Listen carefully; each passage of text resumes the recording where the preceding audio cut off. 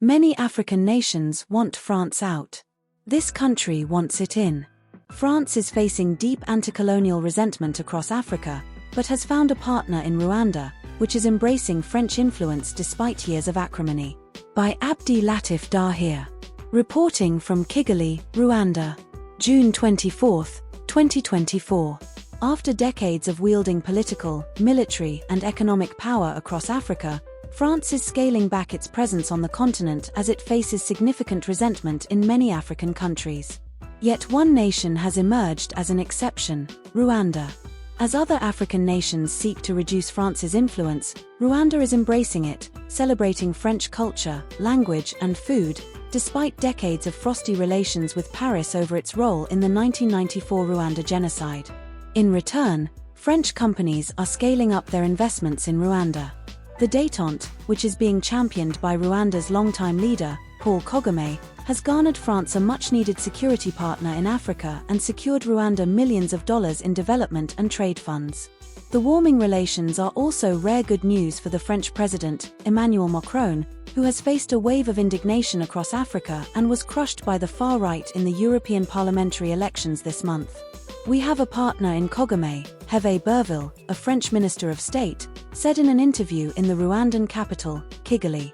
"It's really the beginning of a new chapter," said Mr. Berville, who was born in Rwanda, adopted by a French family during the genocide and grew up in France. For decades, diplomatic rancor and hostility characterized relations between the two countries.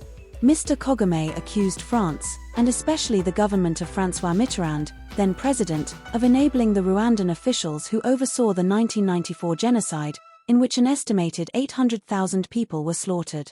The relationship frayed so much in the early 2000s that Rwanda abandoned French for English in classrooms, expelled the French ambassador, shuttered the French International School and Cultural Center, and blocked the French state radio broadcaster. But events began to shift when Mr. Macron came to power. In 2021, a report he commissioned concluded that, while France was not complicit in the genocide, it bore serious and overwhelming responsibility for it. Rwanda published its own report weeks later and accused Paris of providing unwavering support to the government that carried out the genocide in order to maintain its own influence. Mr. Macron visited Rwanda soon after the reports were released, beginning a cascade of events that brought about the rapprochement between the countries. By mid-2021, France had appointed a new ambassador to Rwanda. The French Development Agency inaugurated a new office in Kigali. France donated hundreds of thousands of doses of COVID vaccine during the pandemic. French conglomerates poured in millions of dollars in investments in real estate, technology, entertainment, and tourism. Last month, leaders from more than 50 French companies attended the Africa CEO Forum in Kigali, French officials said. Some of them, including the head of Total Energies, personally met with Mr. Kagame. In Rwanda, French has been reintroduced in schools. Mr. Macron opened a newly built French cultural center. Young Rwandans now dine in restaurants offering French cuisine. Rwandan artists and fashion designers perform and exhibit their works at major French cultural institutions. "Everywhere you look, there's French and France," said Moshiyui Muhindo Memkan, a teacher in Kigali. A few years ago, he was the only French language instructor at his school, he said, but he now leads a growing department with 6 French language teachers. For France, the new engagement with Rwanda reflects Mr. Macron's efforts to find allies and business partners on a continent where rival nations like China and Russia are vying for influence. But it's also aimed at engaging the younger generations in conversations about the past, so as to avoid a repetition, said Mr. Berville, the French minister. "We need to be vigilant," he told a group of French and Rwandan students in Kigali on a recent afternoon, wearing a dark tie over a white shirt, à la Macron. Despite the warming ties, the two countries still have disagreements. France has accused Rwanda of supporting rebel fighters wreaking havoc in the neighboring Democratic Republic of Congo, which Kigali has long denied. Rwanda still takes umbrage at the fact that France has not claimed more responsibility for the genocide. Those tensions surfaced during the 30th anniversary of the genocide in April, when Mr. Macron backpedaled on acknowledging France's failure to halt the genocide. But Rwanda and France have solidified their defense cooperation, even as French troops have been expelled from several African countries, including Mali, Niger, and Burkina Faso. Though small in size, Rwanda has used its military to leverage its influence internationally, particularly through peacekeeping missions. And France, wary of another military intervention, has looked to Rwanda as an alternative to deploying troops on African soil, said Federico Dinelli, a professor of international relations at the University of Trieste, who has written extensively about Rwanda's military. This was the case in Mozambique, where France backed the deployment of Rwandan troops to fight an insurgency in Cabo Delgado province. The region is home to a multi-billion-dollar gas project owned by TotalEnergies of France. France also promoted Rwanda's involvement in Mozambique at the European Union, Mr. Dinelli said. The bloc funded Rwanda's mission to the tune of €20 million, or $21.4 million.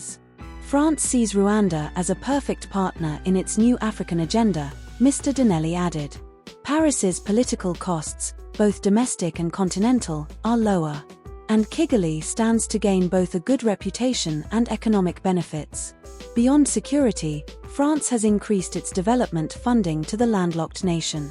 The French Development Agency has spent €500 million creating jobs and renovating health facilities.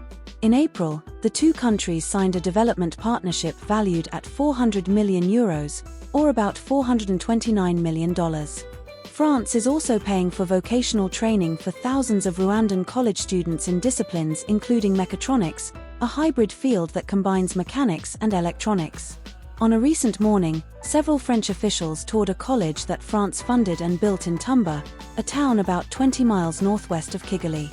Students there huddled in classes and laboratories studying industrial automation and working up robotic systems.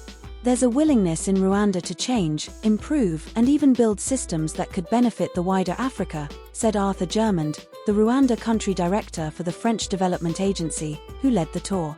We want to help that vision. For some Rwandans, the shifting relations augur new opportunities. For years, Hervé Kimani, a comedian, refrained from performing in French as Rwanda pivoted away from the language and his audiences dwindled. But with relations improving, he is now setting up a comedy club that will feature stand-up, poetry, and music exclusively in French. By doing so, he said, he hopes to reach both older and younger Rwandans but also French-speaking students and professionals from elsewhere on the continent, mostly West Africa, who now call Rwanda home. For Mr. Berville, the French minister, strengthening relations with Rwanda will entail working on challenges facing both nations, such as climate change. But it will also involve France's taking active measures to reckon with the past, including trying genocide suspects still living in France. That's the only way to make improving relations irreversible, no matter who succeeds Mr. Macron in the next French election, Mr. Berville said. Words are good, he said, but actions are better. Abdi Latif Dahir is the East Africa correspondent for The Times, based in Nairobi, Kenya. He covers a broad range of issues including geopolitics, business, society, and arts. Thank you for watching. Please like and do not forget to share with others. Tell them to subscribe so as to grow our audience.